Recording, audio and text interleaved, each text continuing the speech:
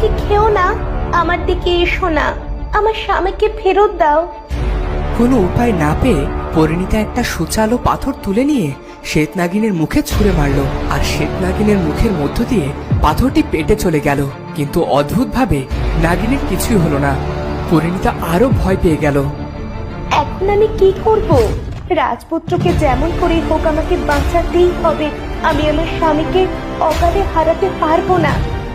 আর তখন শ্বেতনাগিন ঝাঁপিয়ে পড়ল পরিণীতার উপর, আর পরিণীতাও চলে গেল শ্বেতনাগিনের পেটে। ওদিকে রাজপুত্রের দম বন্ধ হওয়ার জোগাড়, শরীর যেন আর কাজ করতে চাইছে না। আরে এই তো সেই চকচকে পাথর। আমি ওই নাগিনের পেটে আগুন জ্বালিয়ে দেব। আমার রাজপুত্রকে আমি এখান থেকে উদ্ধার করবই, আর ইন্দুবালাকেও বাঁচাবো। তখন পাথর পাথরে ঘষে সাপের পেটে আগুন জ্বালিয়ে দিল। সাপ তখন দুই ভাগ হয়ে গেল, আর পরিণীতা রাজকুমারকে সাথে নিয়ে বাইরে বেরিয়ে এলো। অন্যদিকে সাপের মরমর দশা। তখন পরিণীতা এগিয়ে গিয়ে সাপের মাথা থেকে উজ্জ্বল নীল বর্ণের মণিটা তুলে নিল। কিন্তু পরিণীতা বড্ড ভয় পেয়ে গেল।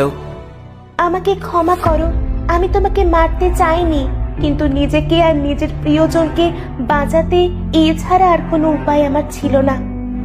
তুমি ঠিক আছো পরিণীতা? আমার একবারের জন্য মনে হয়েছিল আমি হয়তো তোমাকে হারিয়ে ফেললাম। তোমার থেকে আমাকে কেউ এত সহজে আলাদা করতে পারবে না রাজপুত্র। চলো আমরা এবার ফিরে যাই। জানো পরিণীতা, এই সাপের মাথার মণি অমূল্য। পৃথিবীতে যার কাছে এই মণি থাকে তার সমৃদ্ধি কেউ রুখতে পারে না।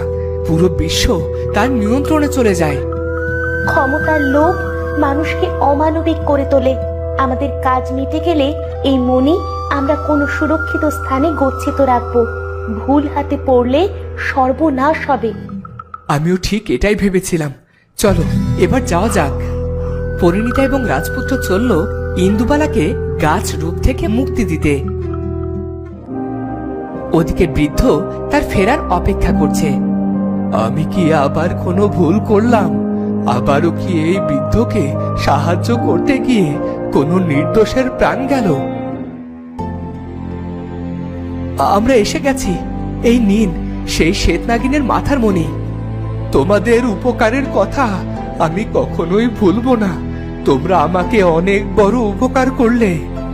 আপনার কাজ মিটে গেলে আমরা মণিটাকে সুরক্ষিত স্থানে রেখে তবেই ফিরব। মূর্খ মানুষ, এত কষ্ট করে আমি মণি পেয়েছি, তাকে ফিরিয়ে দেওয়ার জন্য?